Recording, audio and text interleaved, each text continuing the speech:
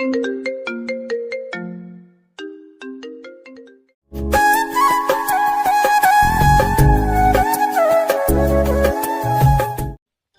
2 বার কবুল বলেছে। তৃতীয়বার কবুল বলার সময় হুট করে ডাক্তার রহমান কোথায় থেকে এসে বলল, এ বিয়ে হবে না। 2 মাসের অন্তঃসত্ত্বা কোনো মেয়ের সাথে আমার ভাগ্নের বিয়ে হতে পারে না। একটা নষ্টা মেয়েকে বিয়ে করানোর চেয়ে পতিতাকে বিয়ে করানো ভালো। সবাই কথাটা শুনে স্তব্ধ হয়ে গেল।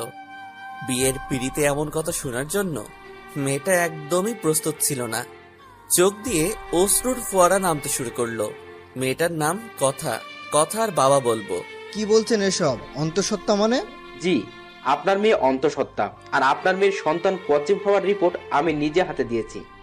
আগে যদি জানতাম এইরকম একটা নষ্টা মেয়ে আমার ভাগ্নে রফিকের সাথে বিয়ে হবে, তাহলে এত দূর আসতে দিতাম না। রফিক, চল তো।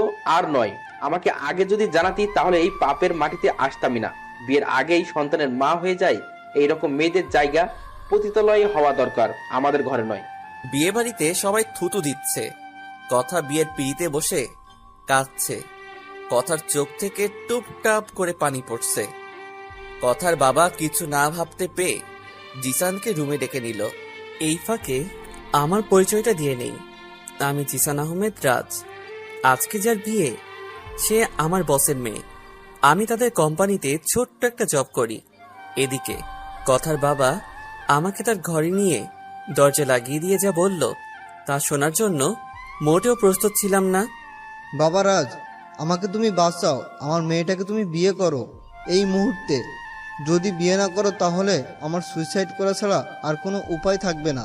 সোসাইটিতে আমি মুখ দেখাতে পারবো না। স্যার, কি বলছেন? আমি আপনার অফিসের সামান্য একজন কর্মচারী, এটা সম্ভব না। বাবা, আমি তোমার পায়ে পড়ি, আমাকে তুমি বাঁচাও। জিসান তার স্যারের কথা অগ্রাহ্য করতে পারল না। স্যারের চোখের পানি মুছে দিয়ে বলল, আপনি সব ব্যবস্থা করেন। জিসান বাহিরে এসে সবার সামনে বলল, কথা আমার স্ত্রী, আমরা একে অপরকে ভালোবাসতাম, ভালোবেসে গোপনে বিয়ে করেছি।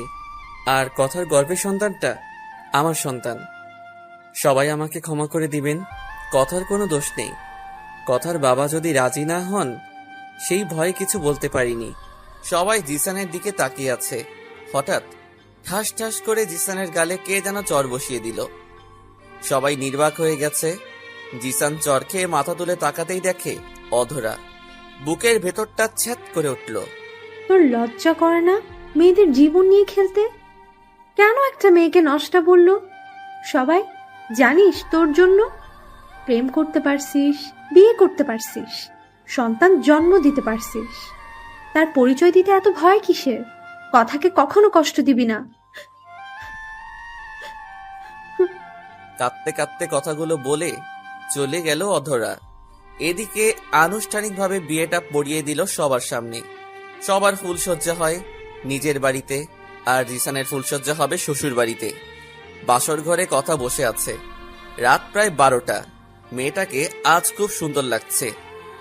যে কেউ প্রথম দেখাতেই প্রেমে পড়ে যাবে। জিসান ঘরে ঢুকতেই কথা বলতে লাগলো, খবরদার আমার কাছে আসবে না। যদি কাছে আসো তাহলে এই ছুরি তোমার গলায় চালিয়ে দেব। ম্যাডাম, চিন্তা করবেন না, আপনাকে স্পর্শ তো দূরের কথা, তাকাবো না পর্যন্ত। এই যে ছোট লোকের বাচ্চা, টাকার জন্য যে তোরা কত নীচ হতে পারিস আজ জানলাম। আর তোকে কিভাবে বিশ্বাস করি? কথাটা বলে একটা চাদর আর বালিশ জিসানের দিকে ছুড়ে দিল কথা। জিসান শুধু বলল, 6 মাসের মাঝে আমার চুক্তির 20 লাখ টাকা যেন পাই। আপনি আমাকে ছোট লোক বলেন বা আরো বেশি কিছু বলেন। জিসান বালিশটা আর চাদরটা নিয়ে ফ্লোরে শুয়ে পড়ল। বুকের ভেতরটা কেমন জানে চিনচিনে ব্যথা করছে জিসানের। টুং করে ফোনে মেসেজ আসার আওয়াজ হলো। মেসেজটা সিন করতেই দেখে অধরা মেসেজ পাঠিয়েছে। আপনাকে কি বলে সম্বোধন করব জানি না, তবে শেষবারের মতো আবারও কলিজার টুকরা বলে সম্বোধন করলাম। আমার কলিজার টুকরা, নিজের থেকেও বেশি ভালোবাসতাম তোমায়। যেদিন কলেজের নবীনবরণ অনুষ্ঠানে তোমাকে প্রথম দেখি, তখনই অবুঝ মনে প্রথম ভালোবাসার জন্ম নেয়। কিন্তু তুমি আমার ভালোবাসার প্রতিদান এভাবে দিবে ভাবতেও পারিনি। কি অপরাধ করেছিলাম আমি, যার জন্য এতটা কষ্ট দিলে আমায়? জানো, খুব স্বপ্ন দেখেছিলাম তোমাকে নিয়ে, একটা ছোট্ট সংসার হবে। কিন্তু আমি গরিব বলে বড়লোক বাপের মেয়ে কথাকে গোপনে বিয়ে করলে। তুমি তো আমার মাথা ছুঁয়ে প্রমিস করেছিলে আমাকে ছাড়া অন্য কাউকে বিয়ে করবে না। তবে কেন মিথ্যে অভিনয় করলে? জানো, আমার না খুব কষ্ট হচ্ছে। কি করব ভাবতে পারছি না। ছোটবেলায় মাকে ছাড়া বড় হয়েছি। কলেজে উঠেই তোমার সাথে পরিচয়। তা থেকে ও আজ তো তোমার বাসর রাত। সময় নষ্ট করো না। ভালো থেকো। ইতি, অভাগী অধরা। মেসেজটা পড়তে পড়তে কখন যে চোখ দুটি ভিজে উঠেছে জানে না জিসান। বুকটা চিনচিনে ব্যথা করছে জিসানের। চোখ দুটি বন্ধ হয়ে আসছে। এদিকে কথার ঘুম আসছে না। কথা হঠাৎ পাশ ফিরে তাকাতেই দেখে জিসান কথার পাশে। জিসান, তুমি হ্যাঁ আমি। এখানে কি চাও? বাসর রাতে বউয়ের কাছে প্রত্যেকটা স্বামী যা চায়। আমি তো তোমাকে স্বামী হিসেবে মানি না। টাকার বিনিময়ে স্বামী সেজেছ, যে কিনা ফকিরের বাচ্চা, সে আবার আমার স্বামী, যার কিনা সারা বছরের রোজগারে আমার 1 মাসের হাত খরচ হবে না। কথা ফকিরের বাচ্চা বলার সাথে সাথেই তার বুক থেকে এক টান মেরে কাপড়টা সরিয়ে ফেলে জিসান। জিসানের চোখে শুধু কামনার দৃষ্টি আর প্রতিহিংসার। কথা শাড়ির আঁচলটা আবারও বুকে জড়িয়ে নিতে চাইলে ঠাস করে একটা থাপ্পড় গালে লাগিয়ে দিল জিসান। কথা কাঁপছে, কিন্তু সেদিকে কোনো খেয়াল নেই জিসানের। জোর করে হাত দুটি চেপে ধরে কথার ঠোঁটের সাথে ঠোঁট দুটি মিলিয়ে দিল। শক্ত করে চেপে ধরল বুকের সাথে। কথা তার সর্বশক্তি দিয়ে ছাড়ানোর বৃথা চেষ্টা করছে। শেষে না পেরে উঠে করুণার সুরে বলল, প্লিজ আমাকে ছেড়ে দেন। আমার গর্ভের সন্তান রয়েছে, আমি অন্তঃসত্ত্বা। আমার গর্ভের সন্তানের দোহাই লাগে, প্লিজ ছেড়ে দেন। তাতে কি হয়েছে? আমার অধিকার আমি আদায় করেই নিব। কথাটা বলে কথাকে আরো শক্ত করে জড়িয়ে ধরেছে। শত বাধা দেওয়া সত্ত্বেও কথাকে ভোগ করতে ব্যস্ত হয়ে পড়ল। কথা নিস্তেজ হয়ে গেছে, শুধু ফ্যাল করে তাকিয়ে আছে। কিছু বলার শক্তি হারিয়ে ফেলছে। প্রচন্ড পানি পিপাসা লেগেছে। কথার মরে যেতে ইচ্ছে করছে। সামান্য একটা চা করেই সব নিয়ে নিল। কথা তো তার সবকিছু তার বয়ফ্রেন্ড সজীবকে দিয়ে দিয়েছে। কথার চোখ দিয়ে টপ টপ করে পানি পড়ছে। কথা ভাবছে সজীবকে সে কি বলবে। সজীবের সন্তানের মা হতে চলছে যে কথা। হঠাৎ কি যেন পড়ার শব্দে কথার ঘুমটা ভেঙে যায়। কথার ঘুম ভাঙতেই সামনে চেয়ে দেখে জিসান দাঁড়িয়ে আছে। কথা ফল কাটা ছুরি নিয়ে সরাসরি জিসানের গলায় নিয়ে ধরল। এই ছোট লোকের বাচ্চা, তোর কিভাবে সাহস হয় আমার সাথে নোংরামি করার? তোর মতো ছোট লোক আমার কাছে স্ত্রীর অধিকার খাটায়? আপনি ভুল করছেন। আমি কিছুই করিনি। আমি তো ফ্লোরে শুয়েছিলাম, কিন্তু আপনার কান্নার আওয়াজ শুনে ঘুম ভেঙে যায়। কি হয়েছে তা দেখার জন্য আপনার বেডের কাছে আসতেই দেখি আপনি ঘুমের মাঝে ছেড়ে দেন বলে কাঁদছেন। আমি আপনাকে ডাক দিতেই আপনি ফল কাটা ছুরি নিয়ে আমার গলায় ধরেছেন। কথা ছুরিটা সরিয়ে করুণ সুরে বলল, তাহলে কি এটা স্বপ্ন ছিল? এমন সময় দেখে কথার শাড়ি বুক থেকে সরে গিয়েছে। জিসান বলল, আপনার শাড়ি বুক থেকে সরে গেছে। কথা নিজের দিকে তাকিয়ে দেখে শাড়ির আঁচল মাটিতে পড়ে গিয়েছে। কথা শাড়ির আঁচলটা বুকের সাথে জড়িয়ে ঠাস ঠাস করে থাপ্পড় লাগিয়ে দিয়ে বলতে লাগলো, এই ছোট লোক, তোর কিভাবে সাহস হয় আমার ওইদিকে তাকাতে? আমি তো ভেবেছিলাম তুই গরিব হলেও চরিত্র ভালো আছে, কিন্তু আমাকে একা পেয়ে ঘুমের মাঝে সব দেখে নিলি। যা আমার চোখের সামনে থেকে। এদিকে কথার মুখে এমন কথা শুনে কিছু না বলেই ফ্লোরে এসে শুয়ে পড়ল জিসান। কেন জানি চোখ দিয়ে পানি পড়ছে জিসানের। মনে মনে জিসান বলছে, গরিবদের কাঁদতে হয় না। হঠাৎ কথা সজীবের সাথে ফোনে বলছে, বাবু, তুমি কোন দিন আসবে? বাবাকে তোমার কথা বলেছিলাম, তবুও জোর করে অন্যজনের সাথে বিয়ে দেওয়ার চেষ্টা করে। জানো, তোমার সন্তান আমার গর্ভে বড় হচ্ছে।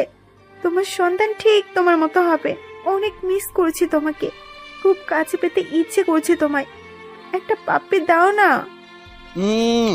আমার ময়না পাখি আর আমার সন্তান তার মায়ের মতো হবে। আচ্ছা বাদ দাও, তোমার কথা মতো 20 লাখ টাকা দিয়ে আমাদের অফিসের একজন কর্মচারীকে কন্ট্রাক্ট করেছি। প্লিজ বাবু, তুমি তাড়াতাড়ি এসে পড়ো। আমি আর একসাথে নিচে থাকতে পারছি না। ছোট লোকদের সাথে থাকতে কেমন লাগে, বাবাটাও কেমন। প্লিজ ময়না পাখি, টেনশন করো না। ব্যবসার কাজ শেষ করতে করতে 3 মাস লাগবে। 3 মাস পরে এসে পড়বো। আমার জান পাখি। আচ্ছা এখন রাখি।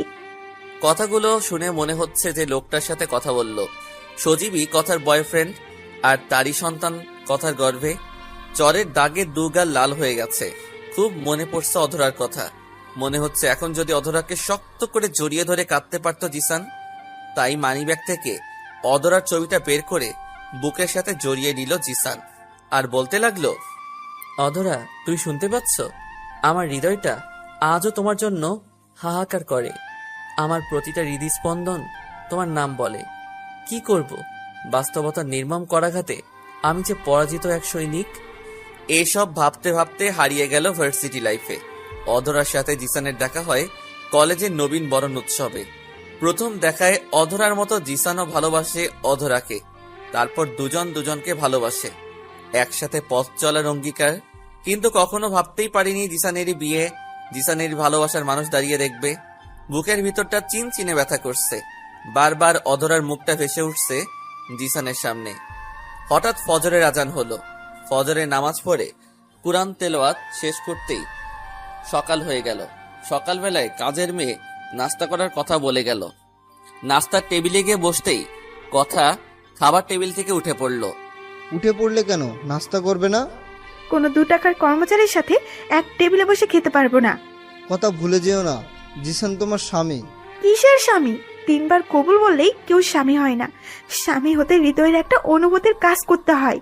তাই কোনো কর্মচারীর সাথে একই টেবিলে বসে খেতে পারবো না।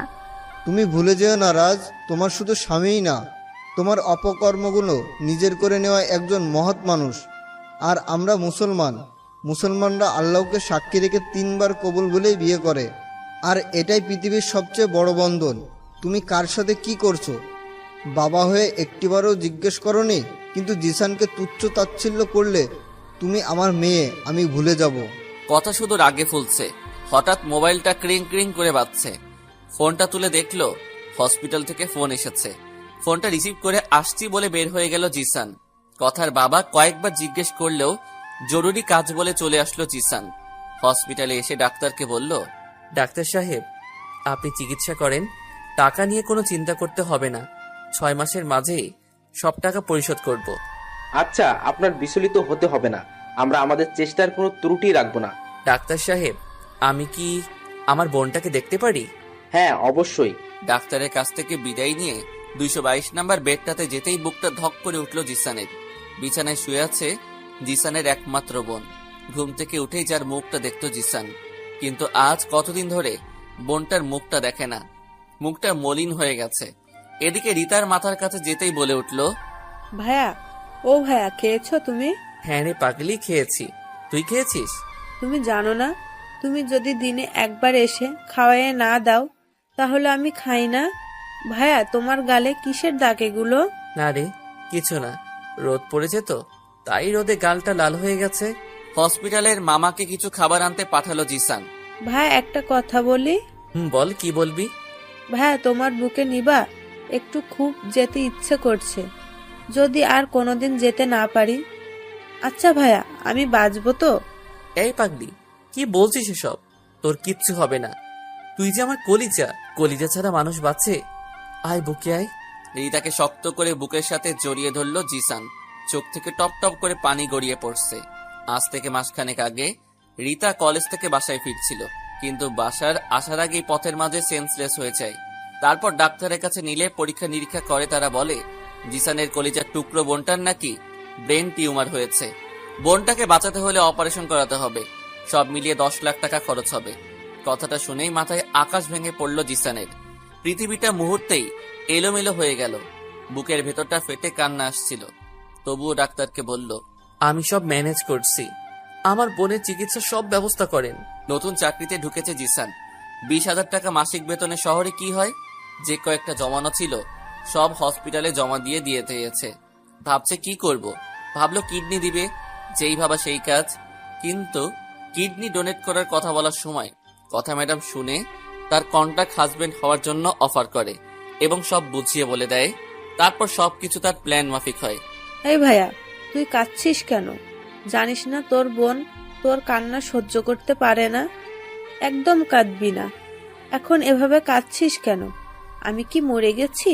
আমি সব সহ্য করতে পারি, তোর কান্না না। ভাইয়া, আমি মরে গেলে তুই আর কাঁদবি না, কারণ তোর চোখের জল কেউ মুছে দিবে না।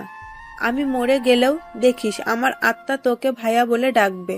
আচ্ছা ভাইয়া, আমি মরে গেলে আমাকে কি তুই ভুলে যাবি? আমি যে তোকে না খাইয়ে দিলে তুই ঠিক মতো খাস না, তখনও কি খাওয়া বাদ দিবি?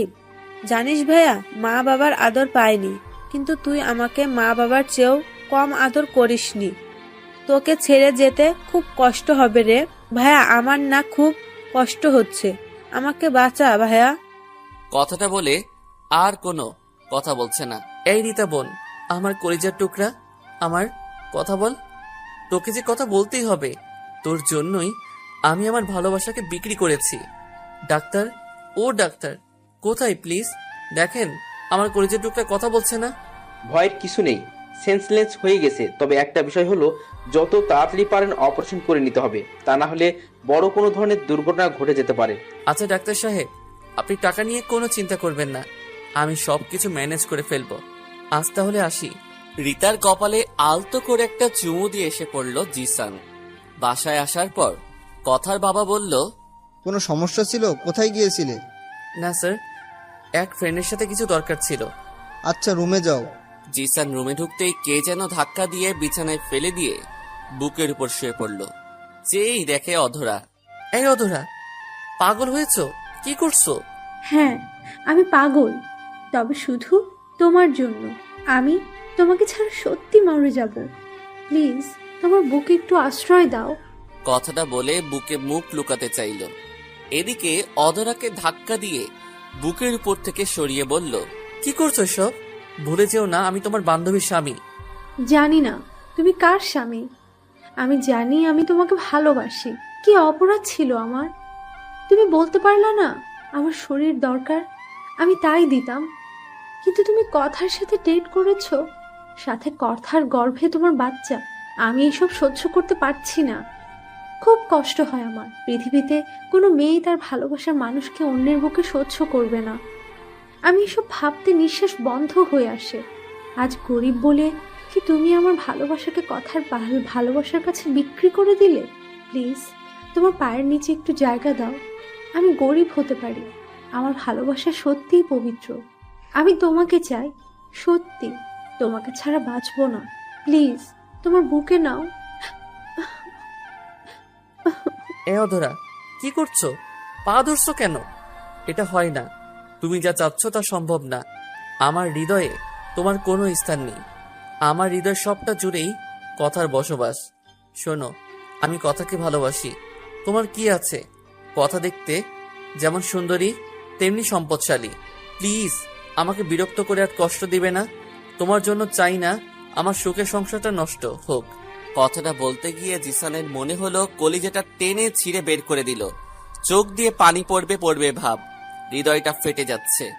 তবুও নিজেকে নিয়ন্ত্রণ করলো জিসান। বাহ, সুখেই থাকো। কথাটা বলেই চোখের পানি ছেড়ে দিল অধরা।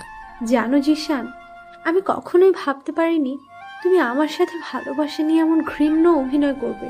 আমার ভালোবাসায় তো কোনো খাত ছিল না, ছিল না কোনো স্বার্থপরতা। হঠাৎ কথা আসতেই বলল, কথা, জিসান আমার স্বামী। কি বলছো এসব অধরা? হ্যাঁ, আমি যা বলছি সব সত্য বলছি। পৃথিবীতে কেউ নিজের স্বামীর পরিচয় দিতে সংকোচ বোধ করে না।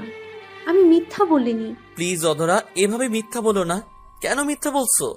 আমি আমার ন্যায্য পাওয়ার জন্য বলেছি। আকাশ বাতাসকে সাক্ষী রেখে তুমি আমার বিয়ে করেছো। তুমি না বলেছো যতই ঝড় তুফান আসুক কখনো আমায় ছেড়ে যাবে না।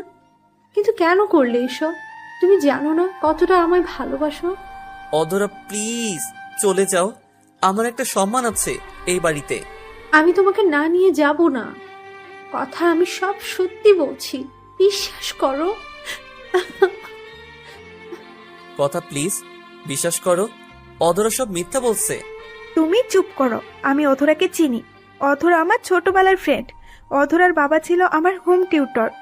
অধরা আমার সাথে মিথ্যে বলতে পারে না। আগে তো ভাবতাম গরিবরা ভালো হয়, এখন দেখছি সম্পত্তির লোভে বউকে রেখে অন্তঃসত্ত্বা কোনো মেয়েকে বিয়ে করে। ছি, লজ্জা হয় না তোমার? বউ রেখে আমাকে বিয়ে করতে? কথার অগ্নি দৃষ্টি বলছে সে রাগে ক্ষোভে ভেতরে ভেতরে জ্বলছে। কথা বিশ্বাস করো, আমি এসব কিছুই করিনি। আর অধরা যে বলছে আমি অধরার স্বামী, তার প্রমাণ দিতে। হ্যাঁ, রাজ, মিথ্যা দিয়ে সত্যকে ঢেকে রাখা যায় না। আমি জানতাম তুমি স্বীকার করবে না, তাই বিয়ের কাবিননামার ফটোকপি আমার সাথে করে নিয়ে এসেছি। কথাটা বলেই ব্যাগ থেকে একটা কাগজ বের করলো অধরা। জিসানের হার্টবিট কাঁপছে। অধরা কি করছে এসব? খুব ভয় করছে। কথা জিসানের দিকে রাগী লুক নিয়ে তাকিয়ে আছে। অন্যদিকে অধরা তার কাগজটা কথাকে দিয়ে বলল, দেখো জিশান, আর আমার বিয়ের কাবিননামা। কথা ভেতর থেকে কাগজটা বের করেই বলল, তুই আসলে সারপ্রাইজ ম্যান। তোর বিয়ের কার্ড দিতে এত নাটক করতে হবে? দেখলাম তোদের ভালোবাসা। কথা, জিশান আমার বেস্ট ফ্রেন্ড ছিল কলেজ লাইফে, তাই তোদের দুজনকেই ভয় দেখালাম। সামনে শুক্রবারে আমার বিয়ে, তোরা দুজনই আমার বিয়েতে যাবি। কি হলো, তোরা দুজন এলিয়েনের মতো আমার দিকে তাকিয়ে আছিস কেন? মনে হচ্ছে আমি অন্য কোনো গ্রহের প্রাণী। এই কথা তোদের বাসায় আসলাম, চা কফি খাওয়াবি না? তোরা বসে কথা বল, আমি আসছি। কথা চলে গেলে অধরাকে জিসান বলল, সত্যি কি বিয়ে করছো? বিয়ে না করে বিয়ের কার্ড ছাপালাম কেমনে? মনে রেখো, আমার এখানে সবকিছু অভিনয় হলেও একটা সত্যি কি জানো, আমি তোমায় ভালোবাসি, এবং তার নিজের জীবনের চেয়েও বেশি।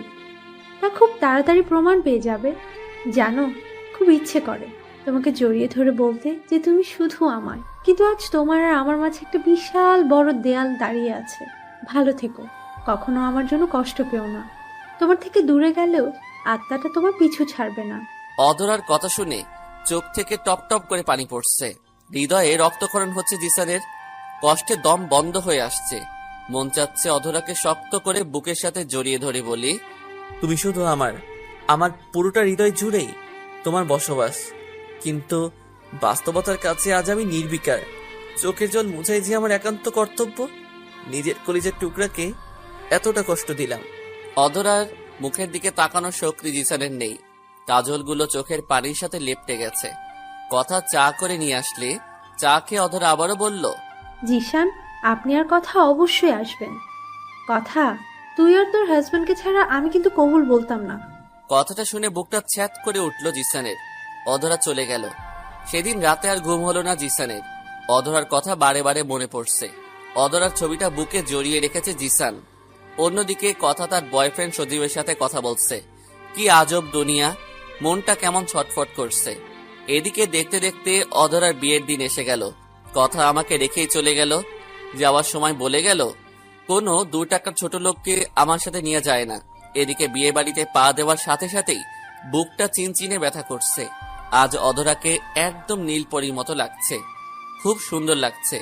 কাজল করা টানা টানা চোখ যেন জিসানের ডাকছে। অধরা জিসানের দিকে চেয়ে আছে।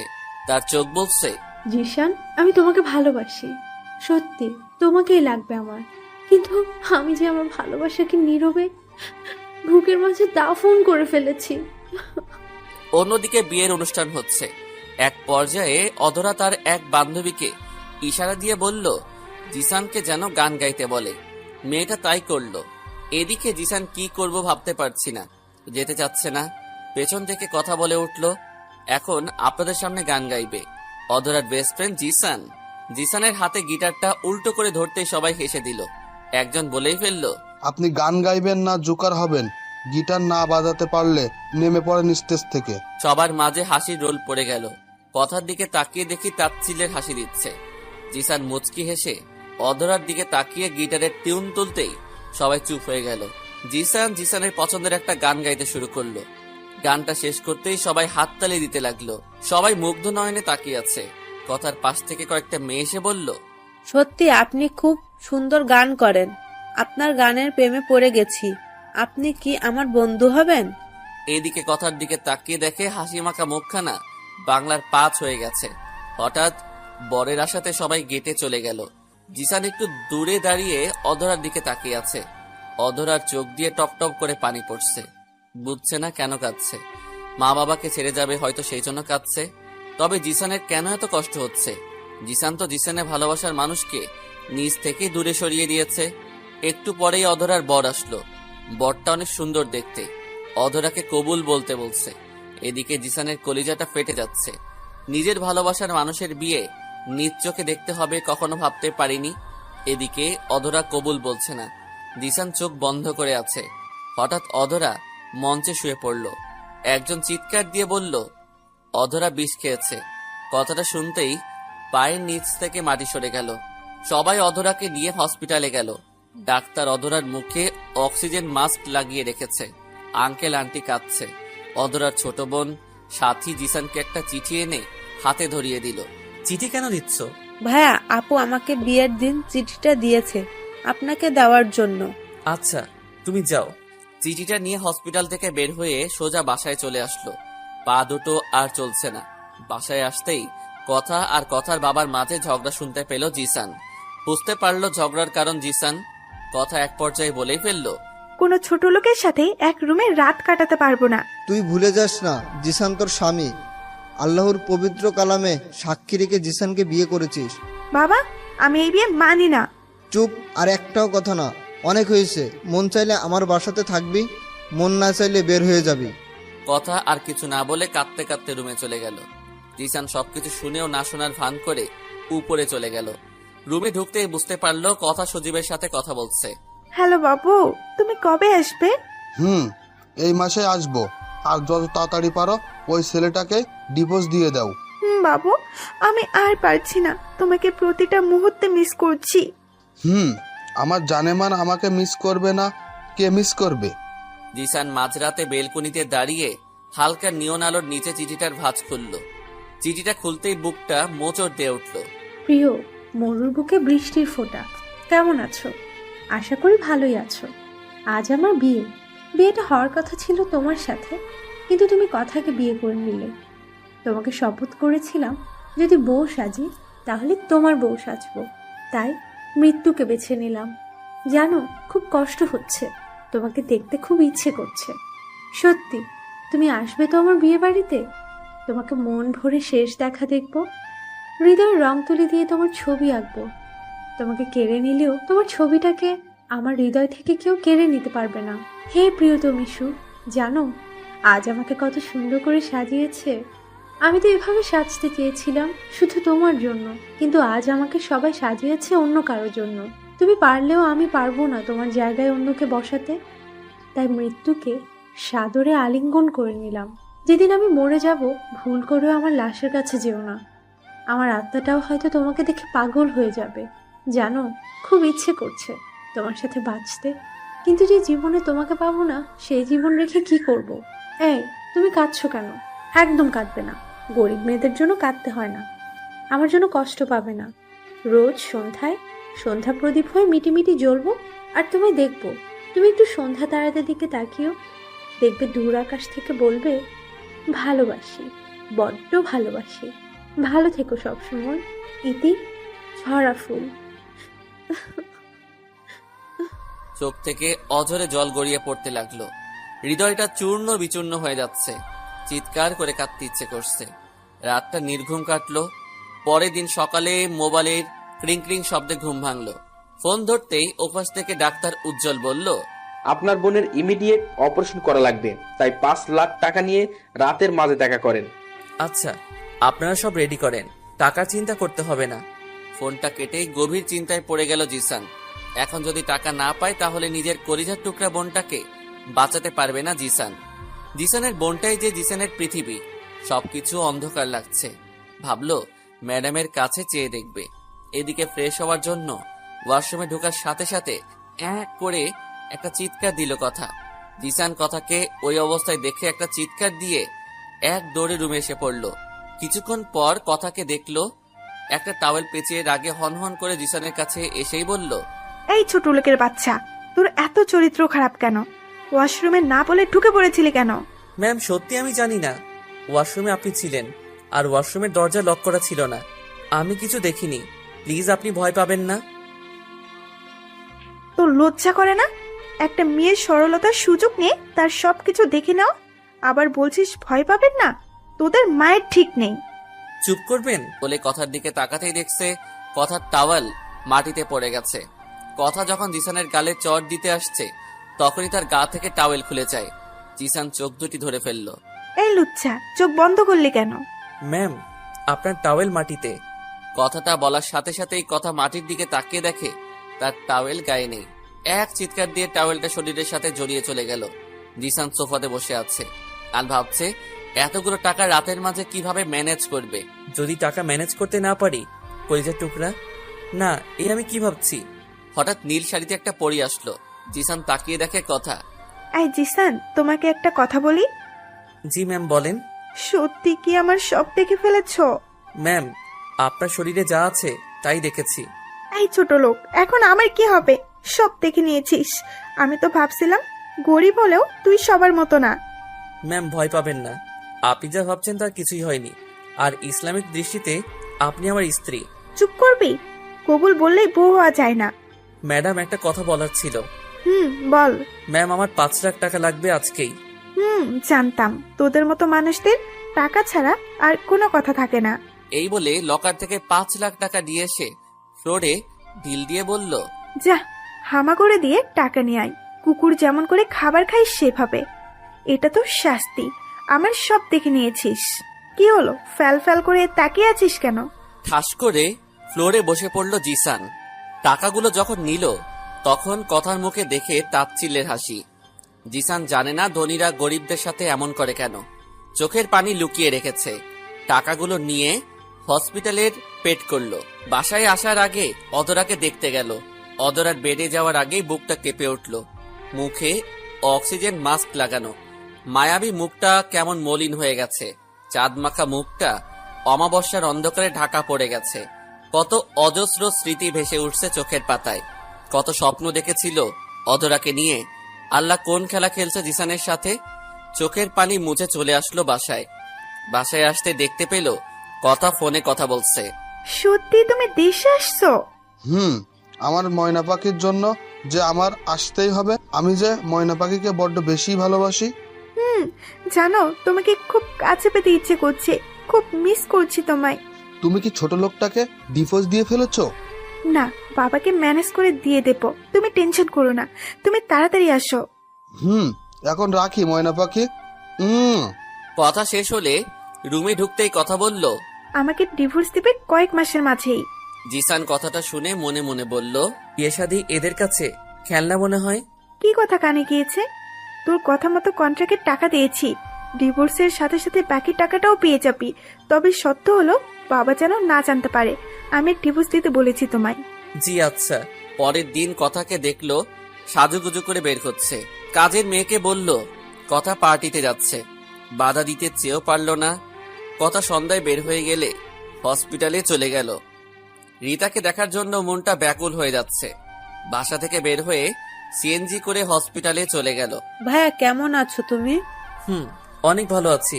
তোর মতো লক্ষ্মী একটা বোন যার আছে, সে কি খারাপ থাকতে পারে? কথাটা বলে রিতার কপালে আলতো করে চুমু এঁকে দিয়ে কথাটা বলল জিসান। এই রিতা, কাঁদছিস কেন? ভাইয়া, তুমি এত ভালোবাসো কেন আমায়? জন্মের পর মা বাবাকে দেখিনি, বাবা মায়ের আদর পাইনি কখনো, কিন্তু তুমি কখনো বাবা মায়ের অভাব বুঝতে দাওনি।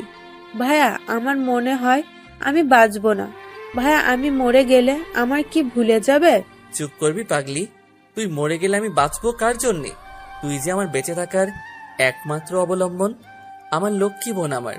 তোর কিছুই হবে না। তুই আমায় ছেড়ে কোথাও যাবি না। আজ তাহলে আসি। আসার সময় আবারও কথার কপালে চুমু এঁকে দিল জিসান। হসপিটাল থেকে বের হয়ে ঘড়ির দিকে তাকিয়ে দেখতে পেল রাত 12টা বাজে। একটা সিএনজি করে বাসায় ফিরছে। সিএনজিটা মাঝ রাস্তায় এসে নষ্ট হয়ে যায়। সেজন্য বাধ্য হয়ে পায়ে হেঁটে আসতে হচ্ছে। রাত প্রায় 1টা। দূরে একটা গাড়ি স্ট্যান্ড করানো। গাড়িটা কাছে যেতেই রাস্তায় সাইডে চিপা গলিতে মেইলি কণ্ঠে চিৎকার শোনা যাচ্ছে। বিষয়টা কি তা দেখার জন্য আর একটু সামনে যেতেই শুনতে পেল, আমাকে ছেড়ে দাও প্লিজ, আমাকে নষ্ট করো না। চিৎকার শুনে বুঝতে বাকি রইল না কাউকে জোর করে অসভ্যতামি করতে চাচ্ছে। কণ্ঠটা খুব পরিচিত মনে হচ্ছে। জিসান কিছু না ভেবেই রাস্তায় পাশে একটা লাঠি পেল। লাঠিটা নিয়ে যেখান থেকে চিৎকারের শব্দ হচ্ছে সেখানে গিয়ে দেখতে পেল 3জন ছেলে। দেখে বোঝা যাচ্ছে নেশাখোর। একটা মেয়েকে জোর করে ধর্ষণ করতে চাচ্ছে। এদিকে মেয়েটার গা থেকে শাড়িটা টান মেরে খুলে ঢিল মারল। শাড়িটা জিসানের মুখে এসে পড়ল। শাড়িটা মুখ থেকে সরিয়ে বলল জিসান, কি হচ্ছে এখানে? কি হচ্ছে তা তোকে দেখতে হবে না, যেখানে যেতে চাচ্ছিলি সেখানে যা, নইলে ছুরি দিয়ে গলা নামিয়ে দিব। আমি তো এখানে আসছিলাম। কথাটা বলে যে ছেলেটা মেয়েটার উপর সেটাকে লাঠি দিয়ে বাড়ি দিতেই পাশ থেকে একটা ছেলে পকেট থেকে বের করা একটা চাকু দিয়ে বাম হাতে পোস্ট দিল জিসানের। ফিলকি দিয়ে রক্ত পড়ছে। জিসান লাগাতার লাঠি দিয়ে বাড়ি দিতে লাগলো। তিনটা ছেলেই ভয় পেয়ে চলে গেল। মেয়েটার কাছে শাড়িটা দিতে গিয়ে চমকে উঠল জিসান। তুমি? কান্না করছে, কোনো কথা বলছে না। শাড়িটা হাতে দিয়ে বলল, পরে নাও। কথা শাড়িটা হাতে দিয়ে বুকে জড়িয়ে নিল। ধন্যবাদ। আজ তুমি না থাকলে জানোয়ারের বাচ্চাগুলো আমাকে যে কি করতো। ধন্যবাদ গরিবদের দিতে হয় না। আপনি এদের খপ্পরে পড়লেন কেন? কথা কিছু বলার আগে মাথা ঘুরিয়ে পড়ে যেতে লাগলো। জিসান কথাকে ধরে ফেললো। এই প্রথম কথার শরীরের স্পর্শ পেল জিসান। কথাকে নিয়ে গাড়িতে বসিয়ে বাসায় নিয়ে আসলো। এদিকে কথার বাবা ব্যবসায়ী কাজে দেশের বাইরে গিয়েছে। কথা অচেতন রুমে নিয়ে শুয়ে দিল। কি অপরূপ লাগছে মেয়েটাকে, মনে হচ্ছে একদম নিষ্পাপ। চোখের উপর চুলগুলো পড়ে আছে, সরিয়ে দিতে গিয়েও পারল না। কোথাও যেন বাধা পেল জিসান। হঠাৎ কথা মিটিমিটি করে চোখ খুলল। বিছানা থেকে উঠতে চাচ্ছে। জিসানের অনিচ্ছা সত্ত্বেও কথাকে সোজা করে বসালো। বসানোর সাথে সাথে কথা বমি করে দিল। বমি কথা শরীরে গিয়ে পড়ল। জিসান কি করবে ভাবতে পারছে না। কথার শাড়িটা চেঞ্জ করতে হবে, তাই পাশের রুম থেকে কাজের মেয়েকে ডেকে নিয়ে শাড়িটা চেঞ্জ করিয়ে দিল। শাড়ি চেঞ্জ করার পর কথার কাছে গিয়ে বসলো জিসান। কাছে যেতেই কথা জিসানকে জড়িয়ে ধরলো। কি করছেন, ছাড়েন বলছি। না, আজ ছাড়বো না। তুমি আজ আমায় আদর করবে। এই সুইসাইড কেমনে করে? জড়িয়ে ধরে এসব বলছে কথা, আর মুখ থেকে বিশ্রী গন্ধ বের হচ্ছে। মনে হচ্ছে ড্রিঙ্কস করেছে। মনে মনে ভাবছে যদি কোনো অঘটন ঘটিয়ে ফেলে। এই জন্য কথার সাথে অনিচ্ছা সত্ত্বেও শুয়ে পড়ল জিসান। কথা শক্ত করে জড়িয়ে ধরে আছে জিসানকে। জিসান মনে মনে ঠিক করলো কথা ঘুমিয়ে গেলে রুম থেকে চলে যাবে, কিন্তু কখন যে ঘুমিয়ে গেছি খেয়াল নেই। সকালবেলা কথার ঘুম ভাঙতেই দেখে জিসান তাকে জড়িয়ে ধরে আছে। কথার পায়ের রক্ত মাথায় উঠে গেছে। শরীরের দিকে তাকাতেই দেখে পার্টিতে যে শাড়ি পরে আছে সেই শাড়ি গায়ে নেই। তার মানে ছোট লোকটা আজ রাতে আমার সাথে অসভ্যতামি করেছে। এই ওঠ বিছানা থেকে। কি হয়েছে? যেই দেখতে পেল কথা অগ্নিমূর্তি হয়ে দাঁড়িয়ে আছে। কি হয়েছে তা বলার আগে বল, তুই আমার বেডে কেন? ম্যাডাম, কাল রাতে আপনি তো আমাকে থাকতে বলেছেন। মিথ্যে বলার জায়গা পাস না। আমার শাড়ি কে চেঞ্জ করেছে? জিসান চুপ করে দাঁড়িয়ে আছে। এই ছোট লোক, তোকে তো ভালো মনে করেছিলাম, কিন্তু কাল তুই আমার সাথে ছি। কথাগুলো বলে ঠাস ঠাস করে থাপ্পড় বসিয়ে দিল কথা। এই তুই আমার চোখের সামনে থেকে বের হয়ে যা। জিসান রুম থেকে বের হয়ে গেল। জিসান রুম থেকে বের হতেই কাজের মেয়েটা খাবার নিয়ে কথার রুমে গিয়ে ঢুকলো। ম্যাডাম, আপনি কেমন আছেন? কাল রাতে আপনার ড্রেস চেঞ্জ করার সময় দেখলাম আপনার অনেক জ্বর। জিসান ভাইয়া সারা রাত জেগেছিল। সত্যি জিসান ভাইয়া আপনাকে অনেক বেশি ভালোবাসে। আপনি সত্যি অনেক ভাগ্যবতী। হোয়াট? কি বলছিস? কাল রাতে তুই আমার শাড়ি চেঞ্জ করেছিস? জি ম্যাডাম। আচ্ছা তুই যা।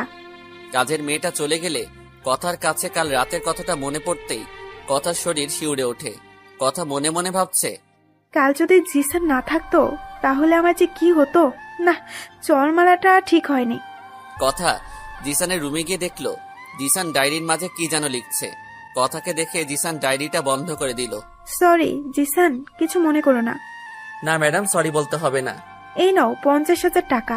এটা কাল রাতে লম্পটের হাত থেকে বাঁচানোর জন্য। জিসান টাকাটা কথার হাতে ধরিয়ে দিয়ে বলল, ম্যাডাম, আপনারা ধনীরা হয়তো আপনাদের সতীত্বটাকে টাকা দিয়ে পরিমাপ করেন, কিন্তু আমাদের কাছে সতীত্ব অমূল্য সম্পদ, যা টাকায় পরিমাপ করা যায় না। আমি কিছু পাওয়ার আশায় আপনাকে বাঁচাইনি। আপনার জায়গায় অন্য কেউ হলেও আমি এই কাজটাই করতাম। কথা কেমন যেন করুণভাবে তাকালো। পরের দিন কথাকে নিয়ে ডিভোর্সের অ্যাপ্লাই করে আসলো। দিনগুলো ভালোই কাটছিল, কিন্তু অধরা এখনো সুস্থ হয়ে ওঠেনি। অধরাকে আইসিইউতে রাখা হয়েছে। অধরার অবর্তমানে অধরার স্মৃতিগুলি প্রতি রাতে জিসানকে কাঁদায়। রাতে অধরার ছবিটা বুকে নিয়ে কাঁদছে জিসান। হঠাৎ কথার ফোনটা ক্রিং ক্রিং করে বাজছে। কথা ফোনটা ধরেই বলতে লাগলো, আমার জানটা কেমন আছে? আমার জানটা কবে আসবে? ময়না পাখি, ভালোই আছি। তুমি কেমন আছো? ভালোই আছি। কবে আসবে? তোমায় যে বড্ড মিস করছি। খুব আপন করে পেতে ইচ্ছে করছে। ময়না পাখি, আমি এই সপ্তাহে আসবো। আর তুমি ওই ছোট লোকটাকে ডিভোর্স দিয়েছো? বাবু, এই সপ্তাহে ডিভোর্স দিয়ে দেবো। তুমি তাড়াতাড়ি এসে পড়ো, তোমাকে ছাড়া আমার খুব কষ্ট হয় যে। আসতেই হবে যে। এখন রাখি ময়না পাখি, love you. Okay, love you too. কথা ফোনটা রেখে দিয়ে জিসানের কাছে এসে বলল, তুমি কবে আমায় ডিভোর্স দিচ্ছ? তোমার সত্যের সব টাকা তো দিয়ে দিয়েছি, কোনো চালাকি করলে কিন্তু খবর আছে। ম্যাডাম চিন্তা করবেন না, এই সপ্তাহেই পেয়ে যাবেন। আর আপনার বাবাকে নিয়ে কখনো চিন্তা করতে হবে না, তিনি আমাকেই দোষারোপ করবেন। আপনি ঘুমান। 3 দিন পর কথা শপিং করতে বের হলে মার্কেটের সামনে সজীবের মতো কাউকে দেখে। কথা শিওর না এটা সজীব, কারণ সজীবের সাথে একটা মেয়েকেও দেখা যায়। কথা শিওর হওয়ার জন্য আর একটু সামনে যেতেই দেখে সজীব আর একটা মেয়ে। মেয়েটার আপত্তিকর জায়গায় হাত রেখে সজীব মেয়েটাকে নিয়ে গাড়িতে উঠল। কথার বুক ফেটে কান্না আসছে। যাকে সে এতটা ভালোবাসলো, যার জন্য বাবাকে কষ্ট দিল, বিয়ের আগেই বাচ্চার মা হয়ে গেল। মুহূর্তের মাঝে সাজানো স্বপ্নগুলো এলোমেলো হয়ে গেল। কথা সজীবের পিছন পিছন গাড়ি নিয়ে ফলো করলো। সজীব মেয়েটাকে নিয়ে তাদের বাসায় ঢুকলো। সজীবের পিছন পিছন কথাও ঢুকলো। কথা সজীবের রুমের সামনে দাঁড়িয়ে আছে। ভেতর থেকে আওয়াজ আসছে, বাবু কবে বিয়ে করবে? বিয়ে তো তোমাকেই করব, কিন্তু তার আগে কথার সব সম্পত্তি দখল করে নেই। সব প্ল্যান সাকসেস হওয়ার পথে। সত্যি? কথার বাবার জন্য আমাদের অনেক টাকা লস হয়ে যায়, তাই বাবার কথা মতো কথাকে পটিয়ে নিয়েছি। সাথে কথার বাবাকে তার বাবার অপমানের করার শাস্তি সবার সামনে দিয়েছি। সবাই জানে কথা একটা নষ্ট মেয়ে, বিয়ের আগেই গর্ভবতী হয়েছে। এখন কথাকে কে বিয়ে করবে? তার সব সম্পত্তি নিজের নামে করে নিয়ে ডিভোর্স দিয়ে আমার জানেমানকে বিয়ে করব।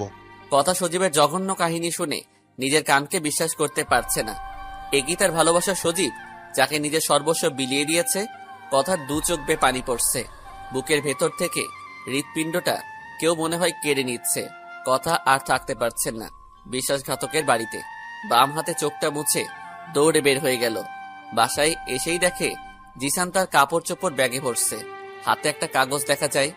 কি হচ্ছে কথা কিছু বুঝতে পারছে না। এদিকে জিসান কথার হাতে একটা কাগজ ধরিয়ে দিয়ে বলল, এই নেন আপনার ডিভোর্স পেপার, আমি সাইন করে দিয়েছি, আপনি করে দিলেই হবে। কথার সামনে ডিভোর্স পেপারটা পড়ে আছে, একটা সাইন দিলেই মুক্তি পাবে সে। মুক্তিটাই তো তার প্রয়োজন ছিল। এই মুক্তির জন্যই কত অভিনয় করতে হয়েছে। টেবিলে থাকা কলমটা তুলে নিল। হাতটা কেমন জানি কাঁপছে। চোখের সামনে অজস্র স্মৃতি ভেসে উঠছে। শরীরটা থরথর করে কাঁপছে কথার। চোখ দুটি জ্বলন্ত কয়লার মতো হয়ে গেছে জ্বরে। কারণ কথা যে সজীবকে ভালোবাসতো। সজীবকে ভালোবেসে নিজের দেহটাকে সর্পে দিয়েছিল। আর সেই সর্পে দেওয়ার ফসলটা যে তার গর্ভে বড় হচ্ছে। এদিকে জিসান হাতে ব্যাগ নিয়ে কথার সামনে দাঁড়ালো। মন চাচ্ছে জিসানকে থেকে যেতে বলতে, কিন্তু সেটা তো কথা ছিল না। জিসানের সাথে যা কন্টাক্ট ছিল তাই তো হবে। জিসান কথার হাতে একটা চাবি ধরিয়ে দিয়ে যখনই রুমের দরজা অতিক্রান্ত করবে, তখনই পিছন থেকে কিছু ধপ করে পড়ে যাওয়ার শব্দে পিছন দিকে তাকালো। পিছন দিকে তাকাতেই দেখতে পেল কথা ফ্লোরে পড়ে গেছে। মাথা ফেটে রক্ত গড়িয়ে পড়ছে। তাড়াতাড়ি করে অ্যাম্বুলেন্স ডেকে কথাকে হসপিটালে নিয়ে গেল জিসান। ডাক্তার কথা রুম থেকে বের হয়ে জিসানকে বলল, রোগী আপনার কি হয়? জিসানের অনিচ্ছা সত্ত্বেও বলে ফেলল, কথা আমার স্ত্রী। ও, আল্লাহর কাছে শুকরিয়া আদায় করেন, গর্ভের সন্তানের কোনো ক্ষতি হয়নি। ওনার গায়ে তো প্রচুর জ্বর, আপনি আগে খেয়াল করেননি? আমি বাসায় ছিলাম না। ও আচ্ছা, তবে শুনুন, 3 দিন হাসপাতালে থাকতে হবে। 3 দিন পর মোটামুটি সুস্থ হয়ে যাবে। কথার বেডে বসে আছে জিসান। কখন যে ঘুমিয়ে গেছে খেয়াল নেই। হঠাৎ কারো ধাক্কা খেয়ে সজাগ পেয়ে দেখে কথার বুকে। জিসানকে কথার বুকে দেখে কথা ধাক্কা দিয়ে উঠিয়ে গালে ঠাস ঠাস করে চর বসিয়ে দিল। এই ছোট লোক, তুই হসপিটালের মাঝেও আমার সরলতার সুযোগ নিয়ে অসভ্যতামি করছিস? লজ্জা করে না? মেয়েদের কিভাবে সম্মান করতে হয় জানিস না? জিসান কিছু না বলে চোখের পানি ছেড়ে দিল। সত্যি তো, মেয়েদের সম্মান করতে পারি না। জিসানের চোখ থেকে পানি পড়া দেখে কথা বলল, তুই অভিনয় করিস, অভিনয়ের অস্কার পাবি। এক থাপ্পড়ে যেভাবে কাঁদছিস মনে হয় বোন মারা গেছে। কথাটা শুনে প্রচন্ড রাগ হলো। তবুও কিছু বলতে পারল না, কারণ ওনার টাকা দিয়েই জিসানের কলিজার টুকরা বোনটার চিকিৎসা হলো। রুম থেকে বের হয়ে গেল। জিসানের পিছন পিছন নার্স ঢুকলো। ম্যাডাম এখন কেমন আছেন? হ্যাঁ, অনেকটাই বেটার ফিল করছি। আজকে কি আমি ছাড় পেতে পারি? অবশ্যই। আচ্ছা ম্যাডাম, আপনাকে কি একটা কথা বলতে পারি? হ্যাঁ বলো। আপনি সত্যি অনেক ভাগ্যবতী একটা মেয়ে। আল্লাহ তাআলা আপনাকে নিজ হাতে একটা স্বামী দান করেছে। জানেন, আপনি যে 3টা দিন হসপিটালে ছিলেন, একটা দিনও সে আপনার পাশ থেকে দূরে যায়নি। জানেন, কাল যখন নামাজ পড়ে দোয়া করছে তখন পাশ থেকে সব শুনেছি। ওনার প্রতিটা চাওয়ায় আপনি ছিলেন। জানেন, কাল রাতে যখন আপনার বেডে বসে বসে আপনাকে দেখছে, আমার মনে হয় পৃথিবীর সবচেয়ে সুন্দর জিনিসটা আপনার স্বামী আপনার মাঝে খুঁজে পাচ্ছে। আমি চলে যাওয়ার পর আবার 30 মিনিট পর আসি আপনাকে দেখতে। তখন দেখি আপনার স্বামী আপনার পাশে বসে বসে ঝিমোচ্ছে, বড্ড হাসি পাচ্ছিল। হঠাৎ আপনার বুকের উপর পড়ে গেল। দৃশ্যটা মনে হয় পূর্ণতা পাচ্ছিল না, কিন্তু খানিকক্ষণ পরেই আপনি আপনার বাহু ডোরে আপনার স্বামীকে আবদ্ধ করে নিলেন। দৃশ্যটা আমার দেখা সবচেয়ে সুন্দর ছিল। সত্যি আপনি বড়ই ভাগ্যবতী। এমন একজনকে পেয়েছেন যার মতো স্বামীকে পৃথিবীর সকল মেয়েই চায়। জানেন আপু, আমি লাভ ম্যারেজ করেছি, ভালোবেসে বিয়ে করেছি। আমার স্বামী সারাদিন বাসায় বসে থাকে, মাস শেষে বেতনটা নিয়ে নেয়। ভালোবাসি বলে কিছু বলতেও পারি না। যাই হোক, দোয়া করবেন আমার জন্য। নার্সের মুখে এসব শুনে কথা চিৎকার দিয়ে কান্না করতে মন চাচ্ছে। বুকের ভেতরটা ফেটে যাচ্ছে। না জেনে কত অপমানটাই না করেছে জিসানের সাথে। সকালবেলা চর মারাতে হাতের আঙুলের ছাপ বসে গিয়েছে জিসানের গালে। হাতটা কেটে ফেলতে ইচ্ছে করছে। বড় ভুল করে ফেলেছে কাজকে হীরা ভেবে, আর হীরাকে কাজ ভেবে। কথা সজীবকে নয়, জিসানকেই লাগবে। হসপিটাল থেকে বের হয়ে দৌড়ে বাসায় গিয়ে দেখে কথার বাবা বিদেশ থেকে এসেছে। জিসান রুম থেকে বের হয়ে বাবাকে জড়িয়ে ধরে কান্না করে দিয়ে বলল, আঙ্কেল, যদি কোনো সময় কষ্ট দিয়ে থাকি বা কোনো অপরাধ করে থাকি, ছেলে মনে করে ক্ষমা করে দিবেন। না বাবা, বরং তোমার প্রতি যে অবিচার করেছি সেই জন্য আমাকে ক্ষমা করে দিও। না আঙ্কেল, আপনি কেন ওসব বলছেন? আচ্ছা, এবার তাহলে আসি বলে বাসা থেকে বের হয়ে যাচ্ছে। কথা জিসানকে ডাকতে গিয়েও থেমে গেল। কি মুখে ডাকবে জিসানকে? চোখে পানি টলমল করছে। না, এই ধনীদের জেলখানায় আর নয়। বের হয়ে হসপিটালে চলে গেল। অধরার জন্য মনটা ব্যাকুল হয়ে যাচ্ছে। বাবা, ও বাবা, জিসানকে যেতে দিও না, ওকে ফিরাও না বাবা, ও চলে যাচ্ছে। কি ফিরাবো? কাকে? যাকে গরিব বলে, ছোট লোক বলে কথায় কথায় থাপ্পড় দিয়েছিস তাকে, নাকি তোর কন্ট্যাক্ট করা বরকে? কথা বল, কাঁদছিস কেন? বাবা হিসেবে কোনো বাবাই চায় না তার মেয়ে কান্না করুক, কিন্তু তুই যে অপরাধ করছিস তোর কান্না করাই উত্তম। কতটা মহতলে মানুষ অন্য একজনের ধর্ষণ সহ অবৈধ সন্তানকে স্বীকৃতি দেয় জানিস? তার জানবি কেন? জানিস গরিবদের অপমান করা? জানিস বিয়ের আগে নিজের শরীরটা পশুদের হাতে তুলে দেওয়া? সি, লজ্জা করে না এখন ফিরাতে বলতে চাওয়া? জানিস জিসান কেন তোর অপমান সহ্য করেছে? কেন টাকা চেয়েছিল এতগুলো? তার বোনকে বাঁচাতে। আরে পৃথিবীর ভাইদের কাতারে শ্রেষ্ঠ ভাইয়ের তালিকায় জিসানের নামটা স্বর্ণ অক্ষরে লেখা থাকবে পৃথিবীর ধ্বংসের আগ পর্যন্ত। একটা ভাই তার বোনকে বাঁচাতে নিজের ভালোবাসাকে নিজে বুকে কবর দিয়েছে। তোর ভাগ্য ভালো, গত 7টা মাস তুই এক ছাদের নিচে কোনো মহৎ মানুষকে পেয়েছিলি। আরে স্বামী হিসেবে যে দায়িত্বগুলো পালন করতে হয় সেসব দায়িত্ব পালন করেছে।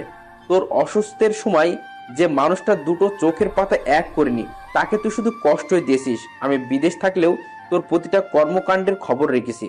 বাবা, আমি তোমার পায়ে পড়ি, প্লিজ আর এসব বলো না, আমি আর শুনতে পাচ্ছি না। তুমি জিসানকে এনে দাও বাবা, তোমার কথা জিসান শুনবে। আমি জিসানকে ছাড়া বাঁচবো না। সত্যি বাবা, আমার স্বামীকে ছাড়া আমি মরেই যাব। সারা জীবন ওর পায়ের নিচেই পড়ে থাকবো। তুমি এনে দাও বাবা। কথাটা বলে টেবিলে থাকা ডিভোর্স পেপারটা ছিঁড়ে ফেললো কথা। কথার বাবা কি বলবো কিছু বুঝতে পারছে না, তাই কথাকে বলল, তুই জিসানের কাছে গিয়ে তোর ভালোবাসা আদায় করে নে। কথা দারোয়ান জিজ্ঞেস করে জানতে পারলো জিসান হসপিটালে গিয়েছে। কথা গাড়ি নিয়ে হসপিটালে গিয়ে যা দেখলো তা দেখে তার পায়ের নিচের মাটি সরে যাচ্ছে। জিসান নাম বাদ দিয়ে রাজ নাম দেওয়া হয়েছে। রাজের মাথাটা অধরার বুকে। অধরা রাজের মাথায় হাত বুলিয়ে দিচ্ছে। মনে হচ্ছে তারা দুজন ভালোবাসার সাগরে হাবুডুবু খাচ্ছে। বুকের ভেতরটা চিনচিন করে উঠল কথার। পৃথিবীটা মুহূর্তেই অন্ধকার হয়ে যাচ্ছে। কেন এত কষ্ট হচ্ছে আজ তার? সে তো চেয়েছিল রাজের কাছ থেকে মুক্তি। আজ অধরার বুকে রাজকে দেখে কেন নিঃশ্বাস বন্ধ হয়ে আসছে? চোখ দিয়ে অঝোর ধারায় বৃষ্টি পড়ছে।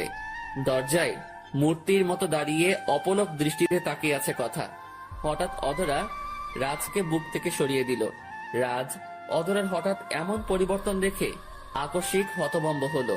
মনে মনে ভাবলো অধরা মনে হয় রাজের সাথে অভিমান করেছে। তার অভিমান ভাঙানোর জন্য অধরার কপালে আলতো করে ভালোবাসার স্পর্শ এঁকে দিতে গেল। মুখটা যখন অধরা কপালের কাছাকাছি, তখন গালে ঠাস ঠাস করে থাপ্পড় বসিয়ে দিল অধরা। থাপ্পড়টা এতই জোরে ছিল যে ঠোঁট কেটে রক্ত বের হতে লাগলো। ডান হাতখানা মুখের সাথে লাগিয়ে বাম হাতখানা দিয়ে চোখের পানি মুছতে লাগলো। যাকে নিজের কলিজাতে আশ্রয় দিয়েছে, আজ সেই মানুষটাই রাজের কলিজাতে আঘাত করলো। অধরার থাপ্পড়টা রাজের ঠোঁটে নয়, রাজের কলিজাতে লেগেছিল। বুকের ভেতরটা হু হু করে কেঁদে উঠল। কি খুব কষ্ট হচ্ছে তাই না? তোকে দুটো থাপ্পড় দিয়েছি, পারলে তোকে খুন করতাম। জানিস, তোকে ভালোবেসে আমার জীবনের সবচেয়ে বড় ভুল করেছিলাম। তোর জন্য কলেজের কোনো একটা ছেলের সাথে কথা বলিনি, তুই কষ্ট পাবি বলে। কিন্তু তুই আমার ভালোবাসাকে অপমান করে ধনির দুলালি কথাকে বিয়ে করে নিলি। তুই কিভাবে ভাবলি তোকে ক্ষমা করে দিব? তোকে ক্ষমা করলে যে সকল পবিত্র ভালোবাসাকে অপমান করা হবে। তোকে কেন বুকে নিয়েছিলাম জানিস? জানিস না, বড্ড বেশি ভালোবাসতাম। তাই যখন জ্ঞান ফিরে তখনই তোকে দেখতে পাই। হয়তো তোকে বুকে না নিলে মরেই যেতাম। বুকের ভেতরটা ভালোবাসার আগুনে পুড়ে ছারখার হয়ে যাচ্ছিল। তাই তোকে বুকে নিয়ে বুকটাকে শান্ত করলাম।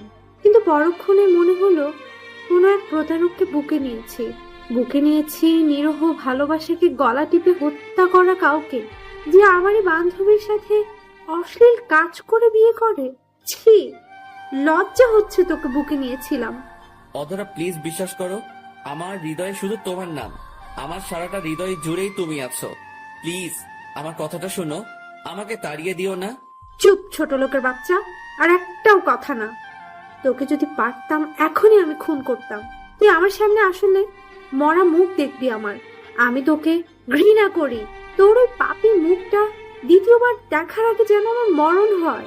তবুও ভালোবাসা নিয়ে কোনো প্রতারকের মুখ আমি দেখতে চাই না, যে কিনা নিজের ভালোবাসাকে টাকার লোভে ছেড়ে চলে যায়। আমি এই মাসেই বাবার পছন্দ করা ছেলের কাছে বিয়ে করব।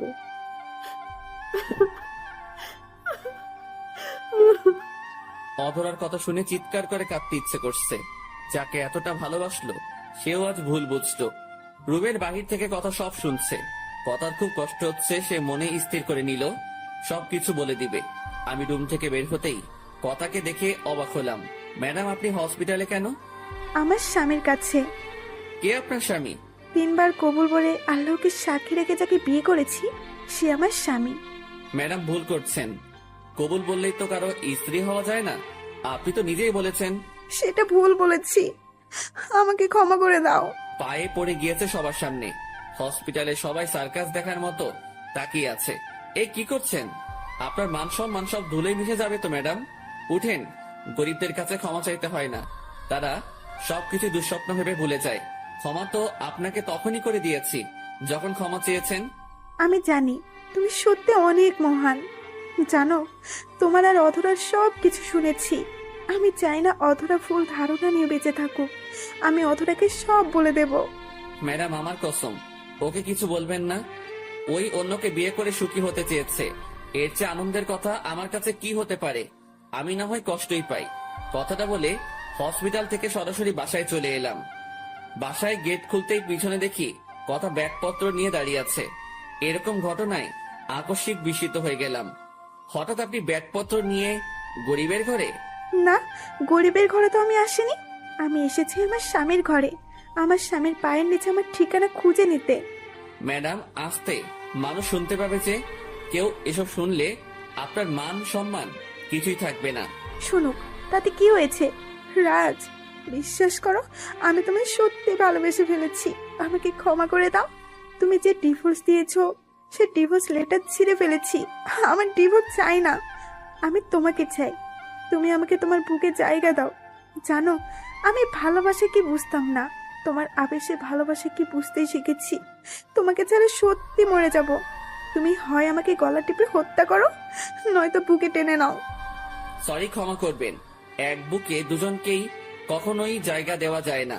আমার বুকের সম্পূর্ণ জায়গা জুড়ে অধরার বিচরণ, আর সে আমার হৃদয়টাতেই সারা জীবন থাকবে। অধরা তো তোমায় ভালোবাসে না। তাতে কি হয়েছে?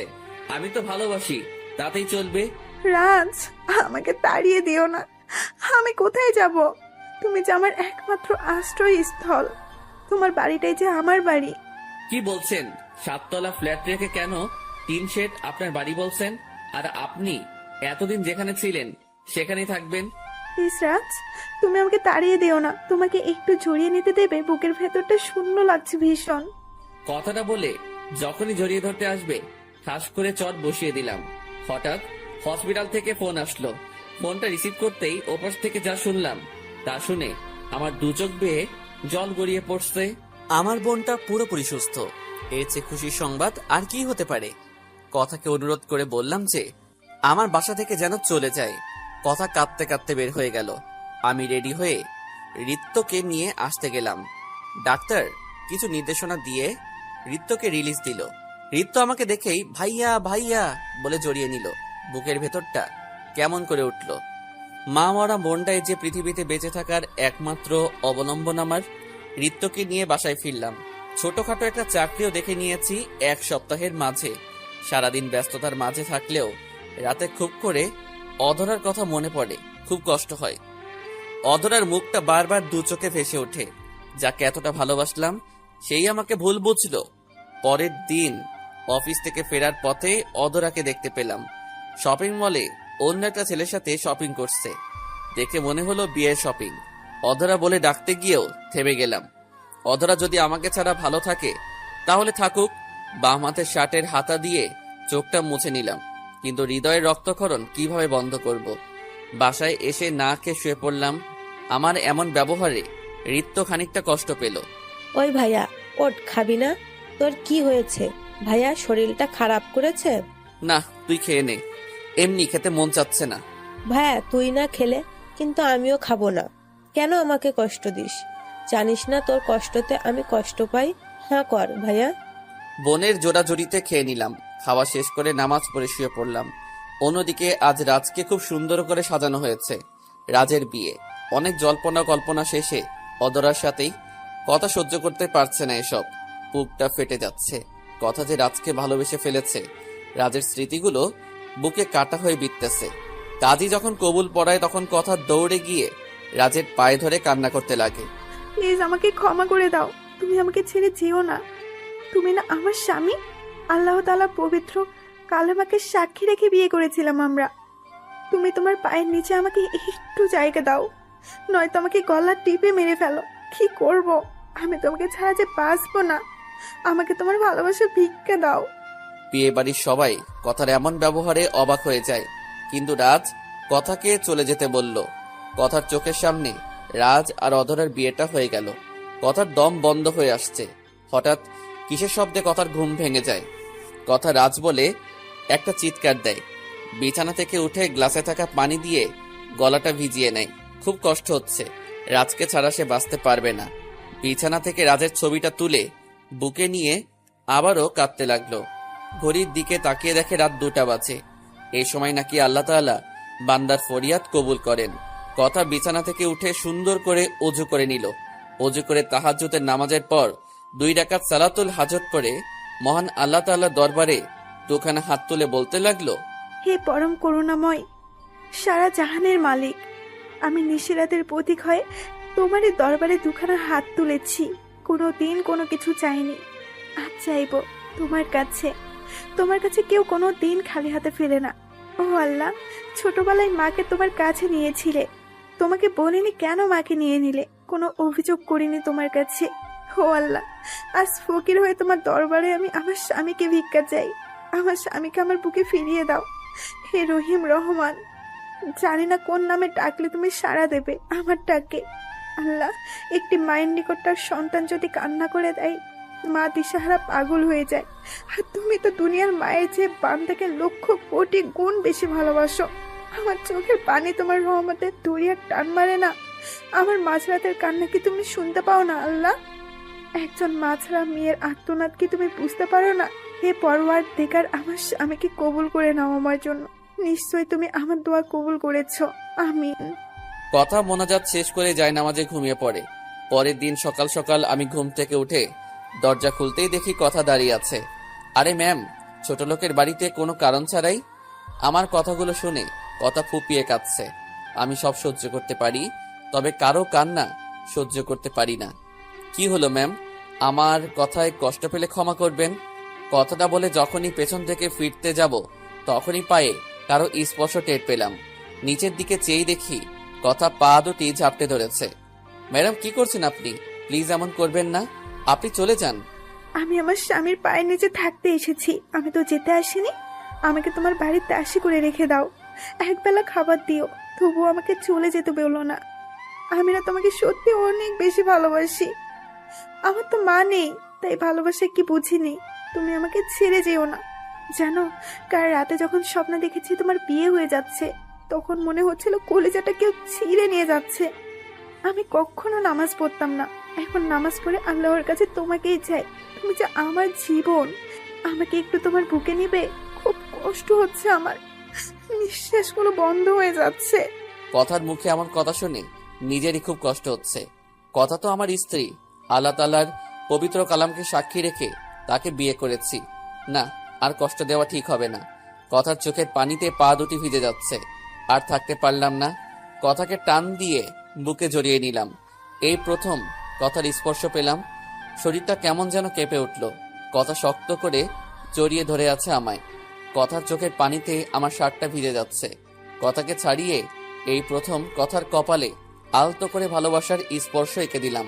পিছন থেকে রিত্য বলে উঠল, এই বিয়ে আমি মানি না। আমাকে না জানিয়ে সব করে ফেলেছো তোমরা। পরে রিত্তকে সব খুলে বললাম। হঠাৎ কথাদের বাসা থেকে ফোন আসলো। আঙ্কেল নাকি স্ট্রোক করেছে। ফোনটা রেখে কথাকে নিয়ে গাড়িতে উঠে পড়লাম। কথা দ্রুত গাড়ি চালিয়ে যাচ্ছে, কিন্তু গাড়ি হাইওয়েতে উঠেই ব্রেক ফেল করলো। কোনো উপায় না পেয়ে কথা গাড়ি নিয়ে ট্রাকের সাথে ধাক্কা লাগিয়ে দিল। তারপর আর কিছু মনে নেই।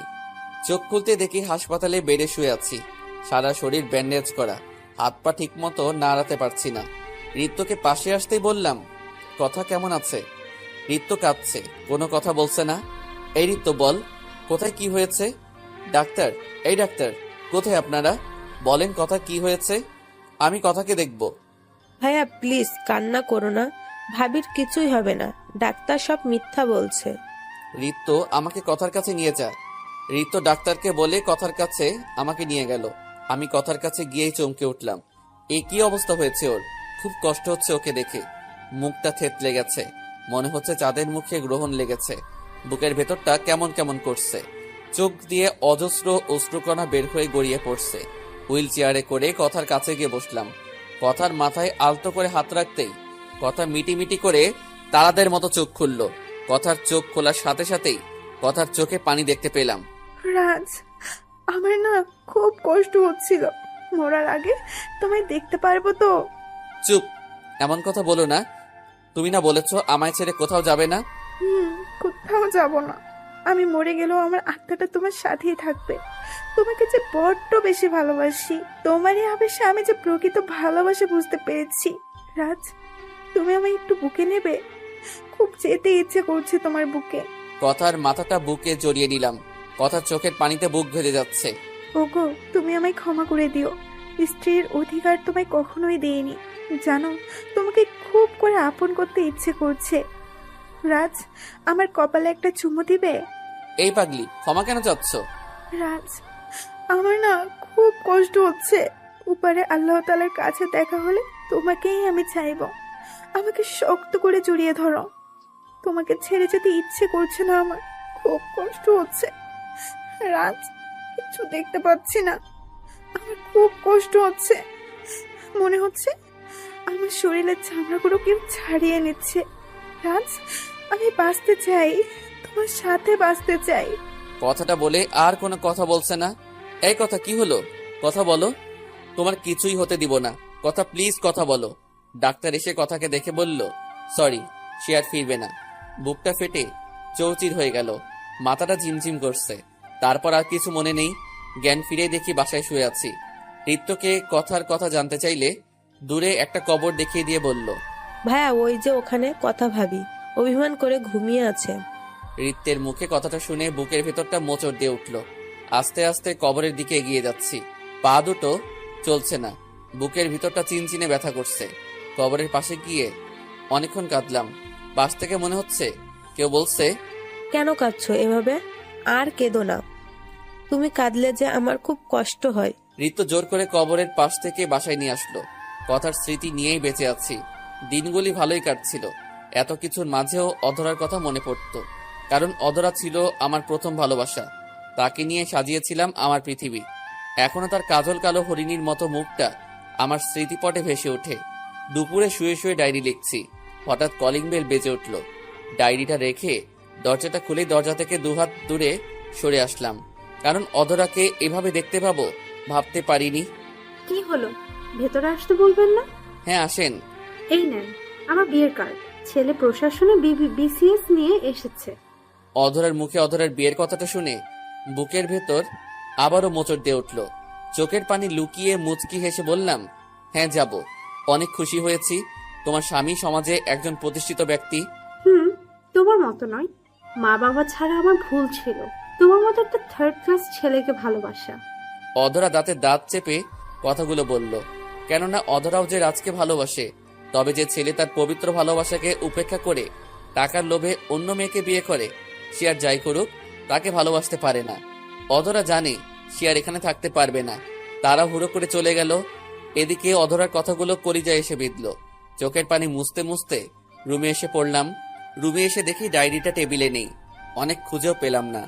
ঋত্যকে বললে ঋত্য আরো রাগ দেখিয়ে বলল, তোমার পার্সোনাল জিনিস আমি কেন নিব? ঋত্য আমার অন্তরালে ডায়েরিটা নিয়ে ডায়েরির মাঝে সমস্ত লেখা পড়ে কেঁদে ফেলল। ভাইয়া আমাকে এত ভালোবাসে, আমার জন্য ভাইয়া নিজের ভালোবাসাকে কুরবানি দেয়। ঋত্য আর দেরি না করে পরের দিনই অধরাদের বাড়িতে যায়। আজ অধরা খুব সুন্দর করে সেজেছে। সবাই অধরার মুখে হলুদ লাগাচ্ছে। হলুদ অনুষ্ঠান শেষে ঋত্য অধরাকে বলল, আপু আপনার সাথে আমার কিছু কথা আছে। অধরা ঋত্যকে তার রুমে নিয়ে বলল, কি বলবে বলো। আপু তুমি প্লিজ এই বিয়ে করো না। কেন এই বিয়ে করব না? আপু তুমি এই বিয়ে করলে আমার ভাইয়া বাঁচবে না। মানে কি বলছো? ভাই কেন মরবে, যে কিনা তার ভালোবাসার মানুষকে ভুলে অন্য মেয়ের সাথে শারীরিক সম্পর্ক করে বিয়ে করে? আপনি আর একটা বাজে কথাও বলবেন না আমার ভাইয়ার সম্পর্কে। করে ঋত্যের গালে চর বসিয়ে দিল অধরা। এখন তুমি আমার বাসা থেকে বেরিয়ে যাবে। চরিত্রহীন ভাই নিয়ে বড় বড় কথা বলতে আসছো? লজ্জা করে না? ছোট লোক সবসময় ছোটই থাকে। মা বাবা পরিচয়হীন ছেলে যে কেমন ভালো হয় তার জানাই আছে। চুপ করেন মিস অধরা, আর একটি কথাও নয়। এই আপনার ভালোবাসা, এটাই আপনার বিশ্বাস? ছি, লজ্জা করে না ভালোবাসার মানুষকে চরিত্রহীন বলতে? আর আমার ভাইয়া খারাপ আমি জানি, তবুও আমি বলবো আমার ভাইয়া দুনিয়ার সকল ভাইয়াদের সেরা। কারণ যে নিজের বোনকে বাঁচাতে নিজের ভালোবাসাকে নিজের বুকে দাফন করে দেয়। আমি এর জন্য আমার ভাইয়াকে নিয়ে গর্ববোধ করি। যে ভাই হাসি মুখে অন্য একটা ছেলের অবৈধ সন্তানকে নিজের সন্তান বলে পরিচয় দেয়, আমি সে ভাইয়ের বোন। যে ভাই বোনের জীবন বাঁচাতে কুকুরের মতো হামাগুড়ি দিয়ে টাকা নেয়। আপনার ভাগ্য ভালো, আপনার বাবা মা হয়তো কোনো ভালো কাজ করেছিল, যার জন্য আমার ভাইয়ার মতো মানুষ আপনাকে ভালোবেসেছে। আপনি যাকে চরিত্রহীন বলছেন, সেই লোকটাই আপনার বান্ধবীকে বিয়ে করে তার বাবার সম্মান রক্ষা করেছে। কারণ তার গর্ভে যে সন্তান ছিল সেটা ভাইয়ার না, ছিল রাফির। আর আপনি আমার ফেরেস্তার মতো ভাইকে চরিত্রহীন বলছেন। আপনার জন্য শুয়ে রাত কাটিয়েছেন, তাকে বলছেন চরিত্রহীন? যে মানুষটা আপনার ছবি বুকে নিয়ে কাঁদতো, তাকে আজ বলছেন মা বাবার পরিচয়হীন ছেলে? ছি, এতটা নিজ আপনার মনোমানসিকতা। আমি চাই না আপনার মিথ্যা ভালোবাসা নিয়ে আমার ভাইয়ার জীবনে আসেন। আমি ভুল করেছি আপনার কাছে এসে, তবে কথাগুলো বলার ছিল বলে গেলাম। ঋত্য চলে গেলে অধরা ফ্লোরে বসে পড়ে। তার বুক ফেটে কান্না আসছে। তার ভালোবাসার মানুষকে এতটা কষ্ট কিভাবে দিল। কাঁদতে কাঁদতে কখন যে সকাল হয়ে গেল খেয়ালই করিনি। আজকে অধরার বিয়ে। বিয়ে বাড়ি সুন্দর করে সাজানো হয়েছে। বিয়ের পিঁড়িতে বসে আছে। কিছুক্ষণ পর বর আসলো। কাজী যখন কবুল বলতে বলে তখনই অধরা দৌড়ে গিয়ে তার বাবার পায়ে ধরে বলে, বাবা, আমি রাজকে ছাড়া বাঁচবো না। অধরার এমন আচরণে বিয়েবাড়ির সবাই বিস্মিত হয়ে যায়। অধরা বিয়ে করতে আসা ছেলেটাকে সব খুলে বলে। বিয়েবাড়ির সবাই তাদের ভালোবাসার কথা শুনে চোখের অশ্রু ছেড়ে দেয়। অধরার বাবা নিজে গিয়ে অধরাকে আমার বাসার সামনে দিয়ে আসে। রাত 9টা, বিছানায় শুয়ে কাঁদছি। হঠাৎ কারো কলিং বেলের শব্দে দরজাটা খুলে দিলাম। দরজাটা খুলতেই দেখি অধরা পায়ে এসে পড়ছে। শত কষ্ট বুকে চেপেও বললাম, কাজটা ঠিক করনি। এছাড়া আমি তোমাকে ভালোবাসি না, বের হয়ে যাও। আর যদি কখনো তুমি আমার মুখ দেখো তাহলে আমার মরা মুখ দেখবে। কথাটা বলে ঘরের দরজা লাগিয়ে দিলাম। তুমিও শুনে নাও, আমি বিয়ের আসর থেকে উঠে এসেছি। এখান থেকে যদি যায় আমার লাশ যাবে। আমি তোমার মরা মুখ কখনো দেখতে পারবো না, তাই তোমাকে আর কোনো দিনই দেখবো না। বাহিরে চিল্লাই কথাগুলো বলল। রাত 11টা, জানালা খুলে দেখলাম এখনো বাহিরে দাঁড়িয়ে আছে। আমার আর ঘরে ঘুম আসছে না। বেলকনিতে দাঁড়িয়ে আছি। এদিকে আকাশ ঘন কালো অন্ধকার করে বৃষ্টি নামলো। বৈশাখ মাস, বৃষ্টির সাথে ঝড় হচ্ছে। মনে মনে ভাবলাম, যাক বাবা, ঝড় তুফান এসে ভালোই হয়েছে, অধরা বাড়িতে ফিরে যাবে। জানালাটা ঝড়ো বাতাসে খুলে গেল। জানালা লাগাতে গিয়ে দেখি অধরা মাটিতে পড়ে আছে। বুকের ভেতরটা ছ্যাদ করে উঠল। দরজাটা খুলে এক দৌড়ে অধরাকে বুকে টেনে নিলাম। অধরা তার চোখ বেঁধে রেখেছে। এই, এমন পাগলামি করছো কেন? কি করব, ভালোবাসি যে তোমায়। চোখ বেঁধে রেখেছে কেন? তুমি না বলেছো তোমাকে দেখলে তোমার মরা মুখ দেখা হবে, তাই চোখ বেঁধে রেখেছি। চোখ খুলো আর আমাকে বুকে নাও। অধরা আমায় শক্ত করে জড়িয়ে ধরল। বুকটা কারো উষ্ণ আলিঙ্গনে শীতল হয়ে উঠল।